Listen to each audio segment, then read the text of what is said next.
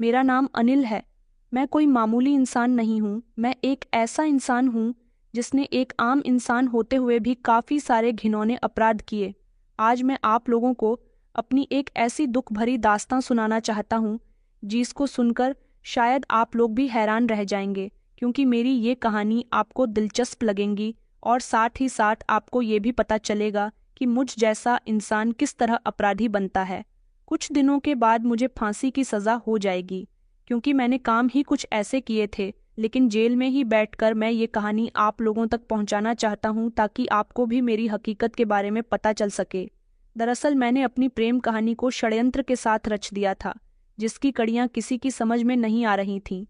लोग पागल हो गए थे कि आखिर गांव में ये सब कुछ क्यों और कैसे हो रहा था और इसके इर्द गिर्द कौन कौन सी साजिशें आ रही थीं। मैं अजगैन जैसे गांव का रहने वाला था।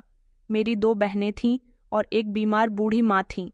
पिता कई सालों पहले इस दुनिया को छोड़कर चले गए थे। मुझसे मेरे दोनों बहनें छोटी थीं और दोनों पढ़ाई कर रही थीं, लेकिन मैं अकेला कमाने वाला था, इसलिए उन दोनों को पढ़ाना मेरे लिए बहुत भारी काम था। वो गांव के सरकारी स्कूल में पढ़ने के लिए जाती थीं। मैं अपनी माँ का सबसे बड़ा बेटा था। मेरी उम्र 25 साल थी। मेरी एक बहन की उम्र 18 साल और दूसरे बहन की उम्र 13 साल थी। अभी हम लोगों पर माँ का साया बना हुआ था। मैं 16 साल का था जब मेरे पिताजी मुझे इस दुनिया से छोड़कर चले गए थे। जब मेरे पिताजी जिंदा थे तब मेरी जिंदगी बहुत अच्छी गुजर रही थी, लेकिन उनके जाने के बाद मेरी आज़ादी तो जैसे खत्म ही हो गई थी। पिताजी मुझ पर किसी तरह की कोई सख्ती नहीं करते थे। उन्होंने तो मुझ पर शिक्षा का भी दबाव नहीं डाला था। वैसे भी हमारे गांव में शिक्षा को ज्यादा महत्व दिया भी नहीं जाता था। मैं तो अपने पिताजी के सामने गांव के आवारा दोस्तों के साथ खेलता फिरता था, लेकिन जब मेरे पिताजी की मौत हो गई तब माँ ने मुझे जिम्मेदारियों के बारे में समझाया था। उनका हमेशा यही कहना था कि तुम्हारी 2 बहनें हैं, तुम्हें इनका ख्याल रखना है। उस समय मेरी दोनों बहनें बहुत ज्यादा छोटी थीं। माँ को अकेले ही अब हम तीनों की परवरिश करनी थी, मगर मैं इतना समझदार और बड़ा था कि अगर मैं कोई काम करना चाहता तो अपने ही गांव में रहकर कोई ना कोई काम कर सकता था। काफी समय तक मेरी माँ ने लोगों के घरों में काम करके मेरा और मेरी बहनों का पेट भरा था।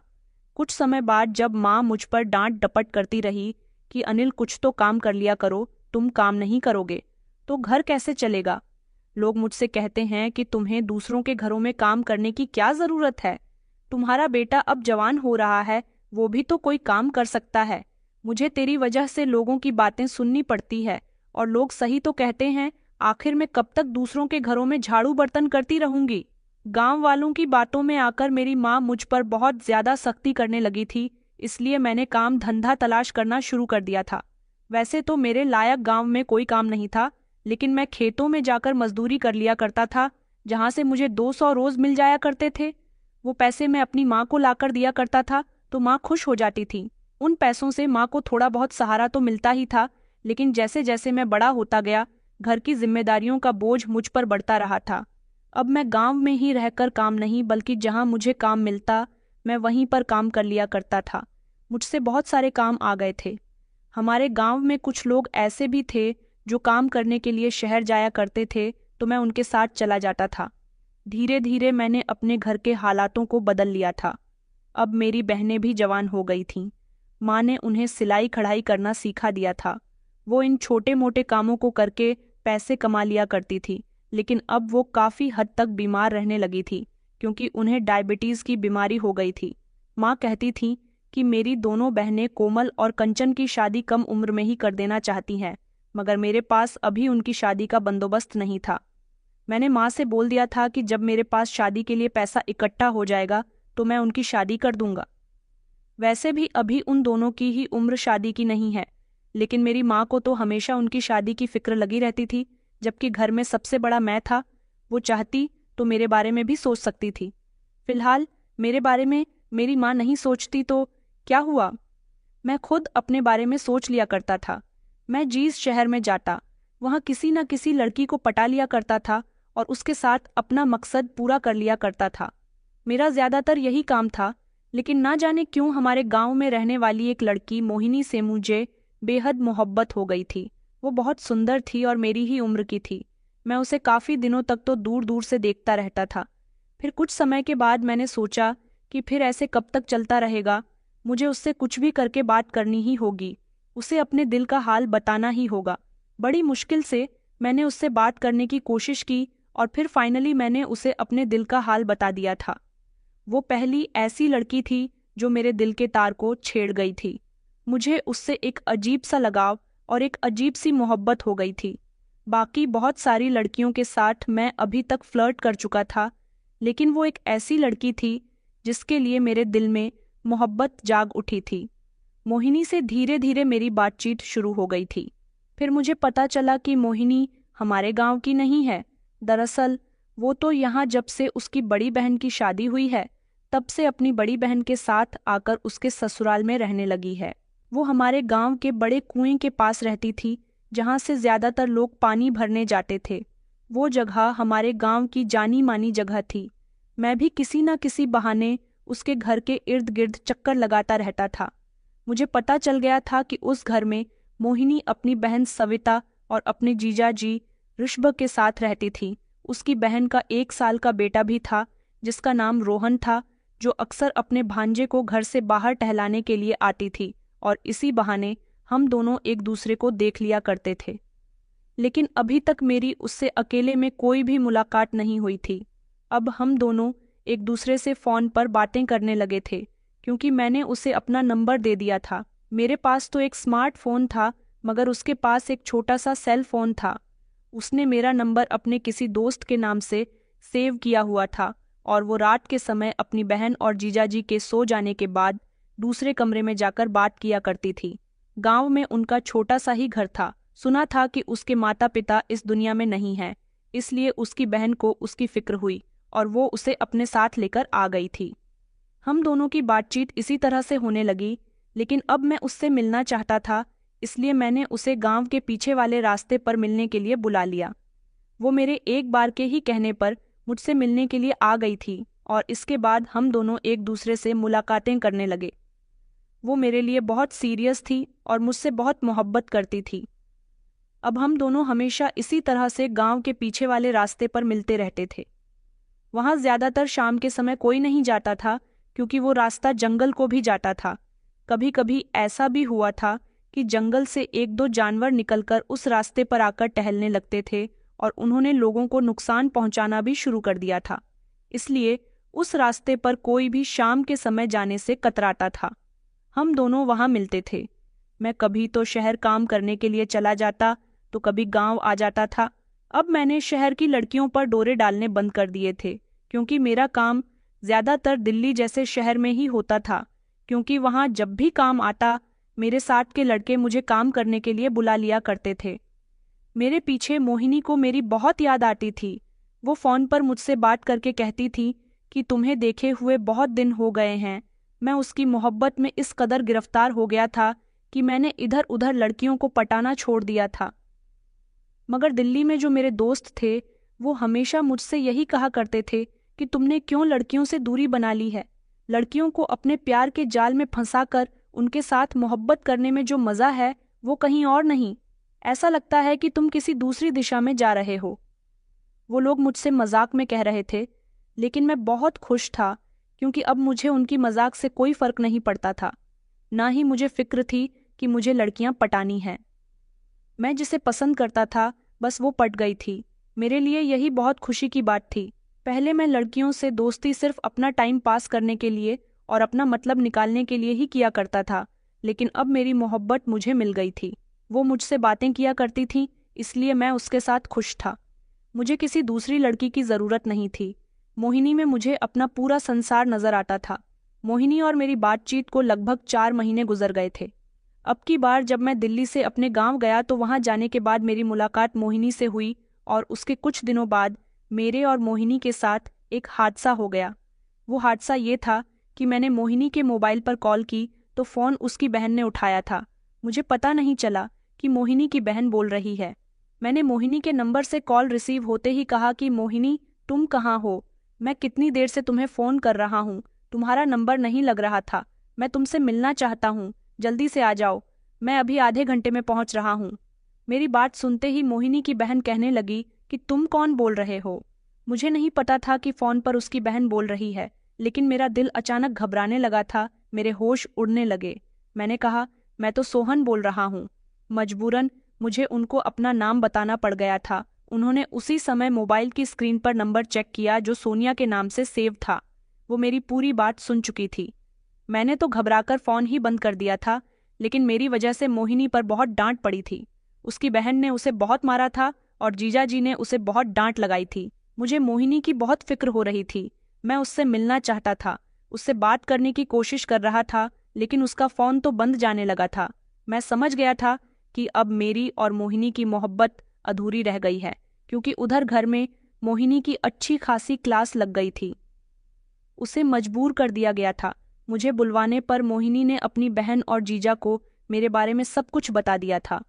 उसकी बहन और जीजा को मुझ पर बहुत गुस्सा आया था। उन्होंने मोहिनी से सख्ती से मना कर दिया था कि उसे मुझसे कभी नहीं मिलना और ना ही मुझसे कोई केन अटैक्ट रखना है। उन दोनों पति पत्नी ने तो उसका मोबाइल भी छीन लिया था। कुछ दिन इसी तरह से गुजर गए थे। मैं मोहिनी से बात किए बिना पागल हो गया था।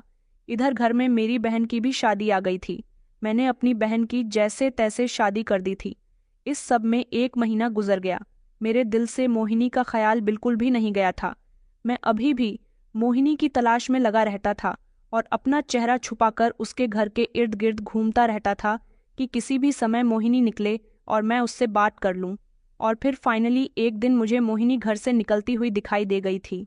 मैं उसे जबरदस्ती खींचकर खामोशी से गांव के पीछे वाले रास्ते पर ही ले गया था जहां हम दोनों मिला करते थे। वहां मोहिनी और मेरा बहुत झगड़ा हुआ था। मोहिनी ने कहा कि मुझे मेरे बहन और जीजा जी ने तुमसे मिलने के लिए मना किया है। मुझे तुमसे कोई बात नहीं करनी। मैंने कहा, तुम पागल हो गई हो, मैं तुमसे मोहब्बत करता हूँ, भला तुम्हें ऐसे कैसे छोड़ सकता हूँ। लेकिन वो तो मेरी बात सुनने और समझने के लिए तैयार ही नहीं थी। उसने कहा, मुझे तुमसे कोई बात नहीं करनी, यहाँ मैं अपनी बहन के ससुराल में रह रही हूँ, मुझे उनका कहना मानना ही होगा। अगर मैंने उनकी मर्जी के खिलाफ कोई काम किया तो वो लोग मुझे मेरे चाचा चाची के पास भिजवा देंगे और मेरे चाचा चाची बिल्कुल भी अच्छे लोग नहीं हैं। मैं अपनी जिंदगी तबाह नहीं करना चाहती, इसीलिए मुझे अपनी जिंदगी उनके मुताबिक ही गुजारनी होगी। मैंने कहा, तुम मेरी बात का यकीन करो, मैं तुम्हें बहुत खुश रखूंगा। मैं तुम्हारे घर खुद रिश्ता लेकर आऊंगा, लेकिन उसका कहना था कि मैं तुम्हारे बारे में अपने जीजा जी को पहले ही बता चुकी हूँ। जीजा जी तुम्हें अच्छे से जानते हैं, उन्होंने मुझे तुमसे दूर रहने के लिए कहा है। उन्होंने कहा है कि तुम ना तो अच्छा कमाते हो और ना ही तुम अच्छे इंसान हो। मेरी दीदी मेरी शादी किसी आरे गहरे के साथ नहीं करना चाहती। मैंने कहा, तुम मेरी मोहब्बत पर शक कर रही हो, मैं कितने समय से तुम्हारे कांटेक्ट में हूँ। तुम तो मुझसे मोहब्बत के वादे किया करती थी, अब तुम्हें क्या हो गया? तुम अपनी बहन और जीजा जी की बातों में आकर मुझे छोड़ रही हो। देखो, मैं तुमसे दूर नहीं रह सकता। मैं जैसे ही ये बात कहता हुआ उसके करीब गया तो उसने मुझे जोर से धक्का दिया और मुझसे दूर हो गई। कहने लगी कि मुझे तुम्हारे साथ नहीं रहना और तुम क्यों मुझसे दूर नहीं रह सकते, सब कुछ ठीक हो जाएगा। मैंने कहा, तुम मेरी बात को समझो, मैं सब ठीक कर दूंगा, लेकिन जो तुम कर रही हो उससे कुछ भी ठीक नहीं होगा। वो कहने लगी कि अच्छा ठीक है, मैं तुम्हारी बात मान लूंगी, लेकिन तुम्हें कुछ दिनों के लिए यहाँ से जाना होगा। अगर तुम्हें किसी ने मेरे साथ देख लिया तो अच्छा नहीं होगा, अब की बार तो तुम पर भी मुसीबत आ जाएगी। जीजा जी ने मेरी वजह से तुमसे कुछ नहीं कहा, वरना उन्हें बहुत गुस्सा आ रहा था। वो तो उसी समय तुम्हारे घर लड़ने के लिए आ रहे थे, लेकिन अब अगर उन्होंने हम दोनों को एक साथ देख लिया तो वो तुम्हें भी मार देंगे और मुझे भी। प्लीज तुम यहाँ से चले जाओ। मैंने कहा कि मैं कहाँ जाऊं? तो वो कहने लगी, तुम कुछ दिनों के लिए दिल्ली चले जाओ, तुम वहां पर जाते रहते हो ना काम के लिए। मैंने कहा, अच्छा ठीक है, मैं चला जाऊंगा तो सब कुछ ठीक हो जाएगा क्या? तो वो कहने लगी कि हाँ सब कुछ ठीक हो जाएगा, तुम मेरी खातिर जैसा मैं कहती हूँ वैसा ही करो। मैंने उसकी बात मान ली थी और मैं उससे 3 महीने के लिए दूर चला गया था। गांव में मेरे कुछ दोस्त थे जो मेरे और मोहिनी के बारे में अच्छी तरह से जानते थे। मैंने अपने दोस्तों को सतर्क किया था कि मेरे जाने के बाद वो लोग मोहिनी पर अपनी नज़र रखा करे और मोहिनी की हर अपडेट मुझे फ़ोन पर देते रहा करे। इसलिए मुझे मेरे दोस्त मोहिनी की हर खबर दे दिया करते थे। मैंने अभी भी कई बार मोहिनी से फ़ोन पर बात करने की कोशिश की थी, लेकिन मोहिनी का नंबर अभी भी बंद जा रहा था। मैंने सोचा था कि मैं जब यहाँ से वापस जाऊँगा तब तक मोहिनी सब कुछ ठीक कर देगी। उसकी बहन और जीजाजी का उत्साह भी ठंडा हो जाएगा। शायद वो मेरे लिए उन दोनों को मना ले। लेकिन कुछ समय के बाद ही मेरे पास खबर आ गई कि मोहिनी के जीजाजी और उसकी बहन ने गांव के ही रहने वाले धीरज के साथ उसका रिश्ता पक्का कर दिया है, और वो उस धीरज के साथ मिलती भी है। उसकी उसे फ़ोन पर भी बात होती है। सुना है कि मोहिनी ने अपना मोबाइल नंबर चेंज कर दिया है। ये खबर सुनकर तो मेरे तन बदन में आग लग गई थी, और मुझे यकीन भी नहीं आया था कि क्या सच में मोहिनी मेरे साथ बेवफाई कर रही है और उसने मुझे धोखा दिया। उसने जानबूझकर मुझे दिल्ली शहर भेज दिया ताकि मैं उससे दूर हो जाऊं और वो मेरे पीछे धीरज के साथ इश्क लड़ाए। मुझे उस पर बहुत गुस्सा आया था। मैं उसी समय दिल्ली से निकल गया था, और जैसे ही मैं गांव आया तो मेरी नज़रें मोहिनी पर ही टिकी हुई थीं। मैंने अब अपनी आंखों से मोहिनी को धीरज के साथ मिलते हुए देख लिया था। मैं समझ गया था कि वो मेरी आंखों में धूल झोंक रही थी। जानबूझकर उसने ये कहानी बनाई कि उसकी बहन और जीजाजी ने मुझे उससे दूर रहने के लिए कहा है। मैंने ठान लिया था कि मैं मोहिनी से अपना बदला ज़रूर लेकर रहूंगा, चाहे जो हो जाए। उन्हीं दिनों अचानक मेरी माँ की तबीयत खराब हो गई। मैं अपनी माँ को लेकर दिल्ली शहर उनका इलाज करवाने के लिए चला गया था। मैं जहाँ किराए के फ्लैट में वहाँ जाने के बाद रहता था, इसी तरह मैंने अपनी माँ के साथ वहाँ रहना शुरू कर दिया जब तक उनका इलाज चल रहा था, क्योंकि मैं रोज रोज शहर से गांव का आना जाना भी नहीं कर सकता था। इसी दौरान मेरी मुलाकात एक लड़की से हुई जो दिल्ली के ही एक छोटे से गांव की रहने वाली थी। मेरी उससे मुलाकात अस्पताल में हुई थी। वो उसी अस्पताल में नर्स की नौकरी करती थी जहां पर मेरी माँ एडमिट थी। वो मुझसे बातें किया करती थी। मैंने सोचा कि मुझे अपनी मोहब्बत को दिल से निकाल देना चाहिए। वैसे भी मोहिनी तो मुझे धोखा दे ही चुकी है, इसीलिए मैंने उस लड़की सीमा के साथ फ्लर्ट करना शुरू कर दिया। मैं उसे जैसा कहता वो वैसे ही किया करती थी। शायद वो ऐसी ही लड़की थी जिसे लड़कों के साथ दोस्ती करना पसंद था, लेकिन वो ये नहीं जानती थी कि मैं उसके साथ टाइम पास करूंगा तो इस दौरान उसे मुझसे मोहब्बत हो जाएगी। मैं उसकी बातों का पूरा फ़ायदा उठाया करता था। अस्पताल में ही बातों के दौरान उसके साथ मेरा टाइम खूब अच्छा पास हुआ करता था। जब मेरी माँ डिस्चार्ज हो गई तो मैं काम पर जाता और फ्री टाइम में सीमा के साथ मज़े लिया करता था, क्योंकि सीमा भी किराए के फ्लैट में अकेली रहती थी। मेरे साथ टाइम पास करते करते उसे मुझसे मोहब्बत हो गई, और इसी टाइम पास में सीमा प्रेग्नेंट हो गई थी। माँ बिल्कुल ठीक हो गई थी और वो मुझसे बार बार गांव जाने की बात करती थी। उनका कहना था कि मेरा यहाँ शहर में मन नहीं लगता। वहाँ गांव में मेरी 2 बहनें अकेली थीं। उनको उनकी भी फिक्र लगी रहती थी, इसलिए मुझे माँ को गांव छोड़ने के लिए जाना था। इधर सीमा बार बार मेरा दिमाग खराब कर रही थी कि वो माँ बनने वाली है, मुझे उससे शादी करनी चाहिए, लेकिन मैं उससे शादी नहीं कर सकता था। ऐसे तो ना जाने कितनी लड़कियां थीं जिनके साथ मैं मज़े ले चुका था। मोहब्बत तो मुझे सिर्फ मोहिनी से हुई थी, लेकिन वो भी मेरी मोहब्बत के काबिल ना रही थी।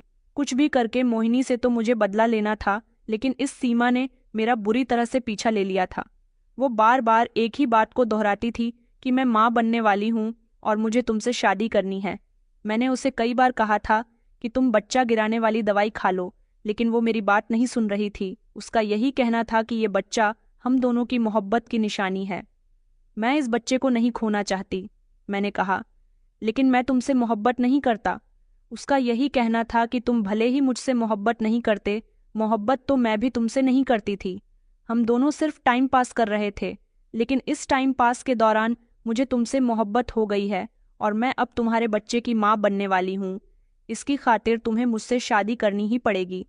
बड़ी मुश्किल से मैंने उसे समझाया था, तब जाकर उसने मुझे गांव अपनी माँ को छोड़ने जाने की परमिशन दी थी। मैं जैसे ही इधर गांव में अपनी माँ को लेकर आ गया, तभी मुझे पता चला था कि मोहिनी की धीरज के साथ मंगनी हो गई है। यहाँ गांव में रहते हुए मुझे 4 महीने गुजर गए थे। सीमा बार बार मुझे शहर आने के लिए बोल रही थी, लेकिन अब मैं सीमा से छुटकारा पाना चाहता था। मैंने उसे कहा था कि वो इस बच्चे को खत्म कर दे। वो मेरी बात नहीं मान रही थी।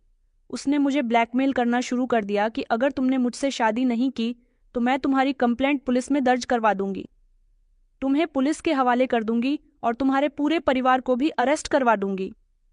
वो मुझे बहुत ज्यादा परेशान करने लगी थी, इसीलिए अब मुझे उसका कोई ना कोई हल निकालना था। सीमा के चक्कर में मैं मोहिनी को भूल चुका था।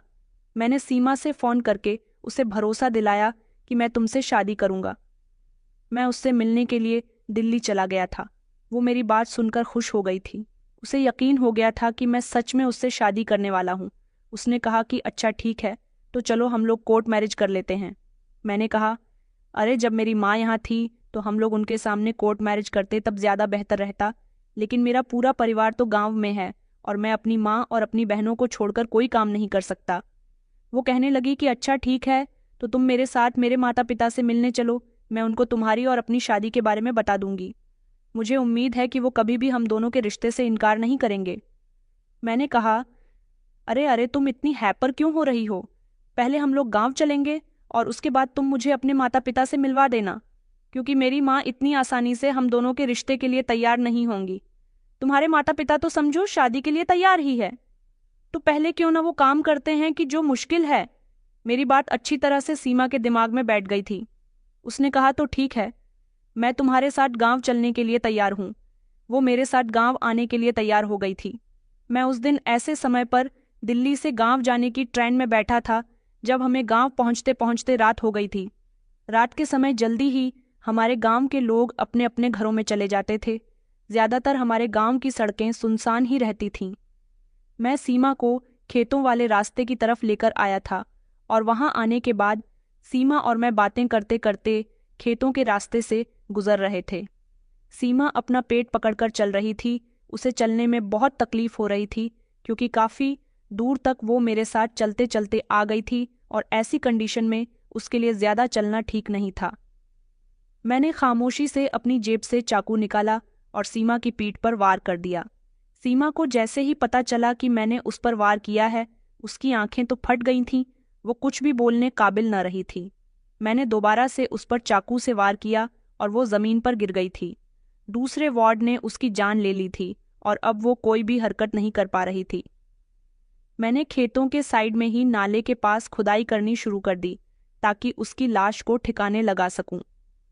मैंने खुदाई करने के बाद उसकी लाश को गड्ढे में डाल दिया था, लेकिन उसको दफनाने से पहले मैंने चाकू से उसका चेहरा बुरी तरह से कुचल दिया था, ताकि कभी उसकी लाश यहाँ से निकली जाए तो उसकी लाश की पहचान ना हो सके और जिस हथियार से मैंने उस पर वार किया था वो हथियार मैंने अपनी जेब में रख लिया था। सीमा को मैं ठिकाने लगा चुका था। अब मुझे सीमा से कोई डर नहीं था। इससे मेरा पीछा छोड़ चुका था। अगले दिन मैंने उस चाकू को भी गांव की नदी में फेंक दिया था। इससे ये हुआ कि किसी को पता नहीं चलेगा कि सीमा को मैंने मार दिया है और उसकी लाश को भी ठिकाने से लगा दिया है। उधर सीमा के माता पिता सीमा को ढूंढ रहे थे जब उन लोगों को पता चला कि उनकी बेटी कई दिनों से अपने फ्लैट से गायब है, अस्पताल में नौकरी पर भी नहीं आ रही है, तो उन्होंने अपनी बेटी के गायब होने की पुलिस में कंप्लेंट दर्ज करवाई। इस दौरान हमारे गांव के किसान चंपक दास की बेटी भी गांव से लापता हो गई थी, जिसको वो और उसकी पत्नी बुरी तरह से तलाश कर रहे थे, मगर ना जाने उसकी बेटी कहाँ चली गई थी। वो किसी लड़के के साथ भाग गई थी या उसे किसी ने किडनैप कर लिया था। ये हादसा कई दिनों पहले का था और मुझे भी सीमा को जान से मारे हुए लगभग 20 दिन गुजर गए थे। अब मेरा अगला टारगेट मोहिनी थी। मैं मोहिनी को उसके घर से अगवा करना चाहता था, इसीलिए मैंने एक प्लान बनाया और रात के समय में मोहिनी की बहन के घर के पास एक पेड़ था, उस पर चढ़ गया। मैंने अपना चेहरा भी छुपा लिया था ताकि कोई मुझे पहचान ना सके। मैं कपड़े में ढेर सारे कंकड़ इकट्ठे करके लाया था। वो कंकड़ मैंने मोहिनी की बहन के घर की छत पर बरसाने शुरू कर दिए। रात के लगभग 2 बजे का समय था और गांव के लोगों के लिए रात के 2 बजे के समय का मतलब आंधी रात का समय होता है। आंधी रात के समय इस तरह छत पर कंकड़ बरसने की आवाज सुनकर मोहिनी के घर में हलचल मच गई थी। उसके घर की छत टीम से बनी हुई थी, इसलिए कंकड़ों की आवाज आसपास के घरों में भी आ रही थी, जिसकी वजह से गांव के काफी सारे लोग जाग गए और मोहिनी की बहन के घर में भी हलचल मच गई थी। वहां से भी सारे लोग घर से बाहर निकल आए थे और उनको लगा कि छत पर कंकड़ की बारिश हो रही है। उसके घर के आगे बहुत सारे लोगों की भीड़ जमा हो गई थी, जबकि उसके घर से भी सारे लोग बाहर निकलकर खड़े हो गए थे। मेरे पास उसके घर के अंदर जाने का बहुत अच्छा मौका था, इसीलिए पीछे की खिड़की से घर के अंदर दाखिल हो गया था। जहां मुझे कोई देख ना सके, मैंने सबका ध्यान भटका दिया था। जैसे ही मैं घर के अंदर दाखिल हुआ, मैंने देखा कि शोर शराबे की वजह से मोहिनी भी घर से बाहर चली गई है। घर में कोई भी नहीं था, सब लोग घर के बाहर थे। मुझे गुस्सा आया कि मोहिनी को किडनैप करने के लिए मैं घर के अंदर आया था, लेकिन यहाँ तो मोहिनी नहीं थी। तभी अचानक मेरी नज़र मोहिनी के भांजे पर गई, जिसका नाम चीकू था। उसका 7 साल का भांजा। मैंने उसे बड़ी गौर से देखा, जो गहरी नींद में सो रहा था। मैंने सोचा कि किडनैप करने के लिए तो ये भी बुरा नहीं है, इसलिए मैंने उसे ही किडनैप कर लिया और खामोशी से उसके मुंह पर कपड़ा बांधकर उसे खिड़की के रास्ते से अपने साथ ले गया था। मैं उसे जंगल में ले गया और वहां ले जाकर मैंने उसे गला दबाकर जान से मार दिया, और जंगल के अंदर ही मैंने उसकी लाश को भी सीमा की लाश की तरह खोदकर उसमें दबा दिया था। इस तरह चीकू भी अपनी जान से चला गया था। चीकू ने मेरा कुछ नहीं बिगाड़ा था। ये सब तो मोहिनी की बहन और उसके जीजाजी की वजह से हुआ था। मोहिनी जब मुझे घर के अंदर नहीं मिली तो मैंने सोचा कि उसका भांजा भी मेरे लिए बुरा नहीं है। इस तरह मैं उसकी बहन और जीजाजी से बदला ले सकता हूँ, जिन्होंने मुझे मोहिनी से दूर कर दिया था। मोहिनी तो मेरे लिए बहुत अच्छी थी। मोहिनी तो तब से बदली थी जब से उसकी बहन और जीजाजी ने मुझे उससे दूर कर दिया था। इस तरह मैं उसके जीजाजी और बहन से बदला ले सकता था। ये काम करने में मुझे सिर्फ 4.25 घंटे का समय लगा था, लेकिन जब मैं वापस मोहिनी के घर के बाहर आया तो अभी भी लोग हैरान थे कि आखिर ये पत्थर बरस कहाँ से रहे थे। अभी भी उसके घर के बाहर ढेर सारी भीड़ खड़ी हुई थी। पूरे गांव में ये बात आग की तरह फैल गई थी कि सिर्फ एक घर की छत पर ही कंकड़ों की बारिश क्यों हो रही है। मुझे जो काम करना था वो काम मैं कर चुका था। अभी भी मेरी नज़र मोहिनी पर ही थी, लेकिन अब पूरे गांव में एक डरावना सा माहौल बन गया था, क्योंकि कुछ दिनों बाद ही खेतों के नाले के पास जहां मैंने सीमा को दफनाया था, वहां उस खेत के मालिक ने कोई काम करवाया था। और जब वहां खुदाई का काम शुरू हुआ तो पता चला कि उन लोगों के हाथ सीमा की लाश लग गई है। ये सब सुनकर तो मेरे होश उड़ गए थे। मैं बहुत डर गया था, इसीलिए मैंने मोहिनी को कोई भी नुकसान पहुंचाना अभी ठीक नहीं समझा था। एक और दूसरी तरफ मोहिनी की बहन और उसका पति अपने बेटे को तलाश करने के लिए पुलिस को उसकी गुमशुदगी की कंप्लेंट दर्ज करवा चुके थे। गांव की पुलिस चीकू को ढूंढ रही थी और हर किसी से उसकी पूछताछ की जा रही थी। मुझे सुकून मिल रहा था कि मोहिनी, उसका जीजा और उसकी बहन तीनों ही बच्चे की तलाश में पागल हो रहे थे और उसकी याद में रो रहे थे, मगर वो तो इस दुनिया से जा चुका था। इधर सीमा की लाश जब मजदूरों को मिली तो उन्होंने पुलिस को फोन कर दिया था। सीमा की लाश अब पुलिस के हवाले पहुंच गई थी। पुलिस ने सीमा की लाश को फॉरेंसिक जांच के लिए भेज दिया था और गांव में ये बात फैल चुकी थी कि खेतों में नाले के पास मजदूर काम कर रहे थे। उसी समय उनको खुदाई के दौरान एक लड़की की लाश मिली है। गांव में एक दहशत का माहौल छा गया था।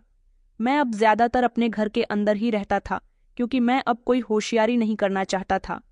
दोनों ही केस पुलिस के अंडर चले गए थे।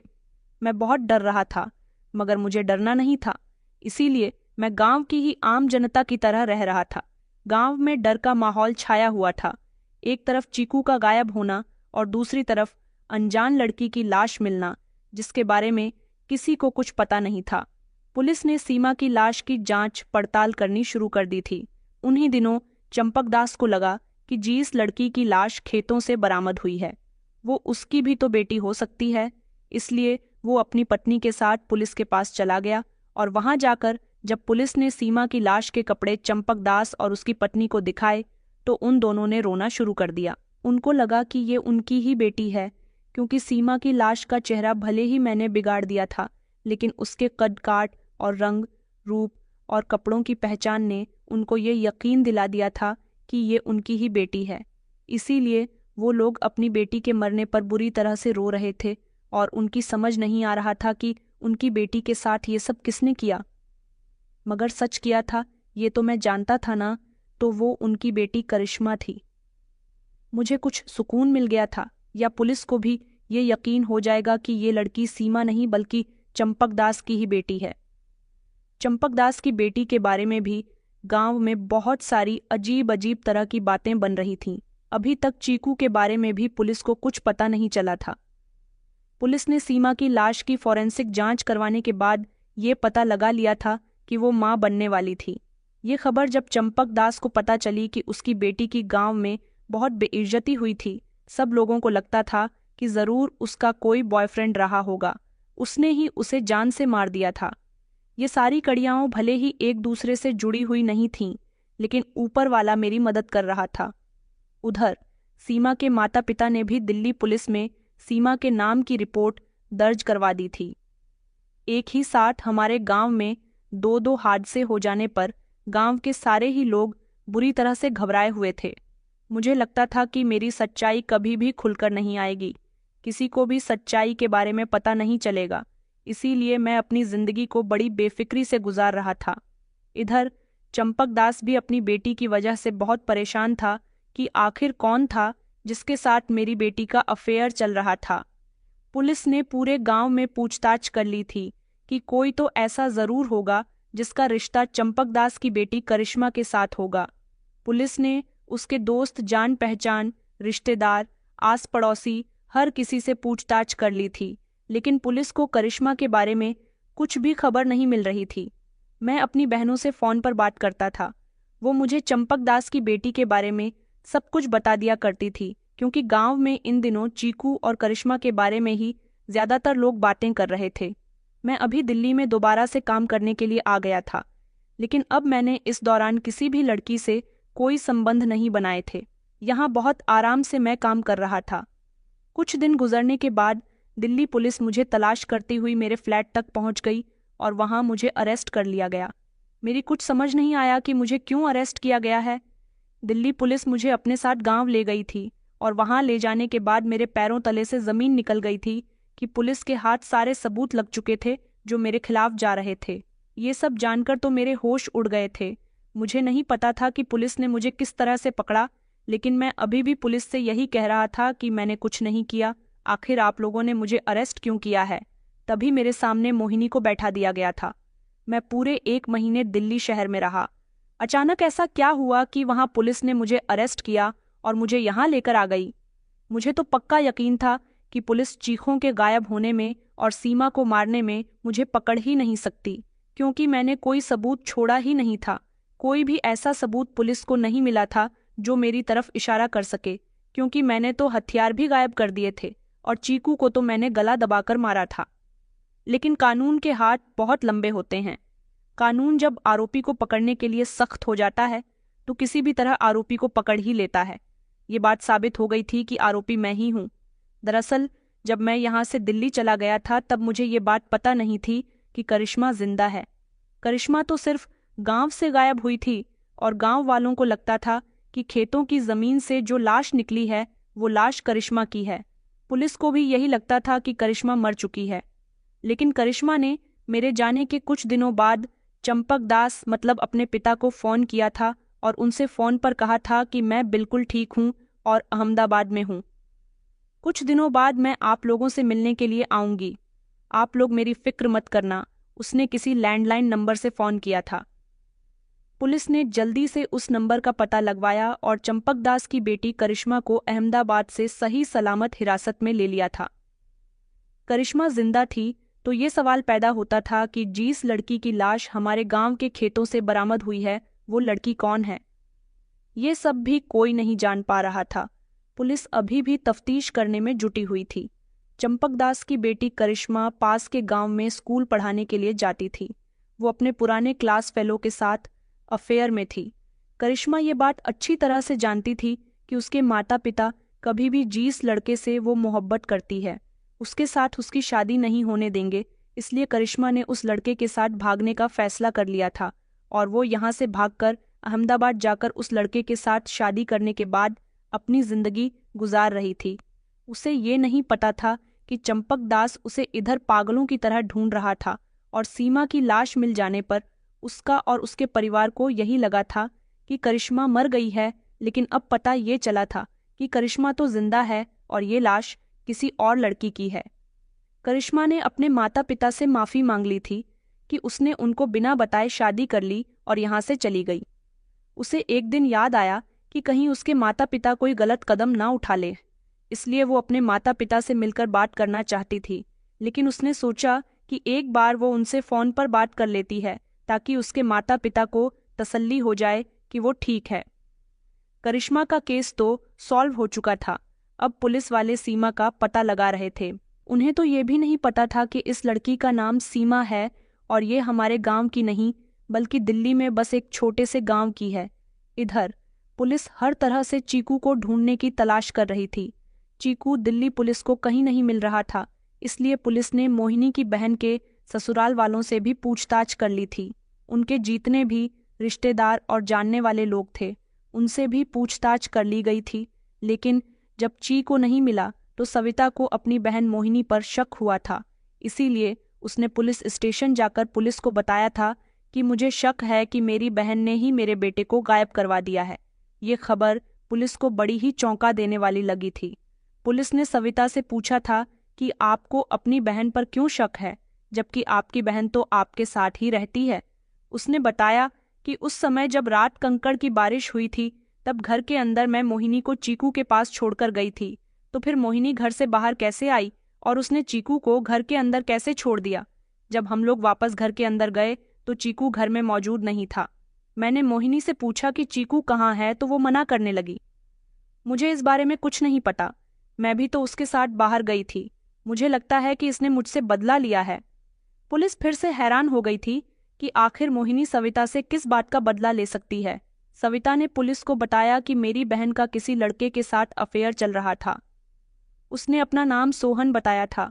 उसने फ़ोन वाली पूरी बात भी पुलिस को बता दी थी कि किस तरह से मेरा फ़ोन आने के बाद उसने मोहिनी से फ़ोन छीन लिया था और उसका मुझसे मिलना जुलना भी बंद करवा दिया था। मोहिनी के जीजाजी ने भी पुलिस को कुछ इसी तरह के बयान दिए थे, क्योंकि उसका शक भी मोहिनी पर ही जा रहा था। मोहिनी इस बात से इनकार कर रही थी कि मैंने कुछ नहीं किया। मैं भले अपने भांजे को किडनैप क्यों करवाऊंगी या उसके साथ कुछ भी गलत करूंगी। इस तरह मेरी बात खुलकर आई थी क्योंकि फ़ोन पर मैं अपना नाम सोहन सविता की बहन को बता चुका था। पुलिस को जीस पर भी शक था। पुलिस ने उसके बारे में सारी जांच पड़ताल निकाल ली थी, लेकिन अब पुलिस को सविता और उसके पति के कहने पर मोहिनी पर शक होने लगा था। इसलिए मोहिनी से पुलिस वालों ने मेरे बारे में सब कुछ पूछ लिया था, मगर मोहिनी का यही कहना था कि सोहन ऐसा नहीं कर सकता। इन लोगों के कहने पर मैं सोहन को भूल गई हूँ और उन्होंने जहाँ मेरा रिश्ता तय किया है मैं उसके साथ जिंदगी गुजारने के लिए तैयार हूँ। पुलिस शक के दायरे में तो सबको ले लेती है, इसलिए पुलिस वाले मेरे घर गए और वहाँ जाकर उन्होंने मेरी माँ और बहनों से बात की। उन्होंने मेरे बारे में पूछा तो उन्हें पता चला कि मैं दिल्ली में हूँ, इसलिए उन्होंने दिल्ली पुलिस से मुझे अरेस्ट करने के लिए कहा और यहाँ लाने को कहा। जैसे ही मुझे यहाँ लाया गया तो पुलिस ने मेरे साथ सख्ती से बर्ताव करना शुरू कर दिया। मुझे नहीं पता था कि पुलिस किस तरह से पूछताछ करती है। मेरा सामना पुलिस से पहली बार हुआ था। मुझसे पहले जितने लोगों से भी पुलिस पूछताछ कर चुकी थी, उनका अंदाज इसी तरह का था जैसा मेरे साथ था। लेकिन जिन लोगों ने कुछ नहीं किया था वो अपना गुनाह कैसे कबूल कर सकते थे? मगर मैंने तो चीकू की हत्या की थी, इसलिए पुलिस की सख्ती से मैं डर गया था और डरकर मैंने अपना आरोप पुलिस को बता दिया। पुलिस को जब सब कुछ सच पता चला तो पुलिस हैरान रह गई थी और फिर उन्होंने मेरे साथ मारपीट भी की। मेरी बूढ़ी माँ, उनको जब ये पता चला कि उनका बेटा गिरफ्तार हो चुका है, वो पुलिस के पास आई थी और उन्होंने मुझे छुड़ाने की मांग की, मगर पुलिस मुझे छोड़ने के लिए तैयार नहीं थी क्योंकि मैं अपना गुनाह कबूल कर चुका था। साथ ही साथ में पुलिस को ये भी बता चुका था कि हमारे गांव में जो लड़की की लाश मिली है उसको भी मैंने ही मारा था। मेरी सारी सच्चाई गांव वालों की और पुलिस के सामने आ गई थी। सब लोगों के होश उड़ गए थे कि मैं भोला भाला दिखने वाला इंसान इस तरह 2 हत्याएं भी कर सकता हूँ। चीकू को मारने की वजह तो मैंने पुलिस को बता दी थी कि मैक्सिको को किडनैप करने के बहाने घर के अंदर नहीं घुसा था और वो कंकड़ की बारिश भी मैंने ही की थी ताकि सबका ध्यान भटक सके। घर के अंदर के लोग घर के बाहर चले जाएं और मुझे पीछे के रास्ते से घर के अंदर जाने का मौका मिल जाए। लेकिन मुझे नहीं पता था कि मोहिनी घर से बाहर चली गई। मैं तो मोहिनी को किडनैप करने के लिए आया था क्योंकि वो मुझे धोखा दे रही थी, लेकिन मेरे सामने चीकू आ गया, इसलिए मैंने चीकू को ही किडनैप कर लिया। मुझे लगा कि इस तरह मैं मोहिनी की बहन और उसके जीजा जी से बदला ले सकूंगा और सीमा को मैंने इसलिए मारा ताकि मैं सीमा से छुटकारा हासिल कर सकूं। सीमा मेरे बच्चे की माँ बनने वाली थी और अब वो मुझे धीरे धीरे ब्लैकमेल करने लगी थी। जहां मैं एक तरफ ये सोचता था कि मोहिनी मुझे धोखा दे रही है, उधर मैंने कभी अपने गिरेबान में झांकने की कोशिश भी नहीं की कि मैं तो न जाने कितनी बार मोहिनी को धोखा दे चुका था, न जाने कितनी लड़कियों के साथ मेरे संबंध रह चुके थे। यहाँ तक कि मैंने सीमा के साथ भी बहुत गलत किया, जबकि सीमा मेरे लिए बहुत सीरियस थी। चीकू और सीमा के हत्या के आरोप में मुझे गिरफ्तार कर लिया गया था और मुझे कड़ी से कड़ी सजा हुई। मेरी माँ मुझे बचाने की हर तरह से कोशिश करती रही, लेकिन उनकी कोशिश नाकाम रही। जब उनको मेरी सारी सच्चाई के बारे में पता चल गया, तब उन्होंने हार मान ली और अपने बेटे को सजा दिलवाना ही उनका मकसद बन गया। उन्होंने कहा कि मेरे बेटे के साथ पुलिस जो कर रही है बिल्कुल ठीक है, वो इसी लायक है। मोहिनी जेल में मुझसे मिलने के लिए आई थी। उसने कहा, मैं तो मजबूरी की वजह से तुमसे अलग हुई थी। हाँ, धीरज के साथ मैं मुलाकात करने लगी थी। मेरी उसके साथ फोन पर बात भी होने लगी थी, लेकिन मैं अभी भी तुमसे मोहब्बत करती हूँ क्योंकि मैं मजबूर थी।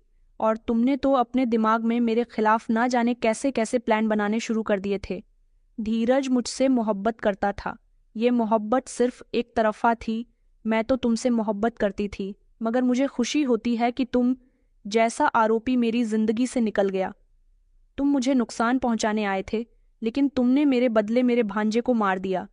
आखिर उस मासूम बच्चे की क्या गलती थी? तुमने इस तरह न जाने कितनी जिंदगियां बर्बाद कर दी। तुम्हारी बहन और माँ तुम्हारे बिना जानते हो क्या होगा उनका? तुमने किसी के बारे में कुछ नहीं सोचा, बस एक के बाद एक गलत काम करते रहे। और वो लड़की जिसकी तुमने हत्या की है, उसके माता पिता बहुत गरीब लोग थे। उनकी बेटी अस्पताल में नर्स की नौकरी करके अपना घर चला रही थी। उन बूढ़े माता पिता का सहारा भी तुमने उनसे छीन लिया और अपने परिवार को भी लाचार बना दिया। मुझे तुमसे घिन आती है सोहन। ये सारी बातें सुनाकर वो चली गई थी। मैं भी अपने आप से नफरत करने लगा हूँ, क्योंकि मोहब्बत की आड़ में मैं बहुत कुछ गलत कर बैठा था। मेरा केस अदालत में चल रहा है। सीमा के माता पिता भी चाहते हैं कि मुझे कड़ी से कड़ी सजा होनी चाहिए, और चीकू के माता पिता भी यही चाहते हैं। अभी मेरे खिलाफ कोर्ट ने कोई भी अक्षय न नहीं लिया। मुझे अब भी जेल आए हुए 2 दिन हुए हैं। मैंने आप लोगों तक अपनी कहानी इसलिए पहुंचाई ताकि आप लोग भी गलत काम करने से पहले अपने पीछे के लोगों के बारे में सोच लें। ऐसा ना हो कि जब आपकी हकीकत दुनिया के सामने आए, आपसे ज्यादा सजा से जुड़े हुए लोगों को मिले, जिन्होंने कुछ नहीं किया होता लेकिन फिर भी उन्हें आपकी वजह से तकलीफ मिलती है। दोस्तों, आप सोहन की जगह होते तो आप क्या करते? हमें कमेंट करके ज़रूर बताएं। दोस्तों, उम्मीद करती हूँ आपको हमारी कहानी पसंद आई होगी। कहानी पसंद आई है तो वीडियो को लाइक करें, चैनल पर नए हैं तो चैनल को सब्सक्राइब करें। धन्यवाद।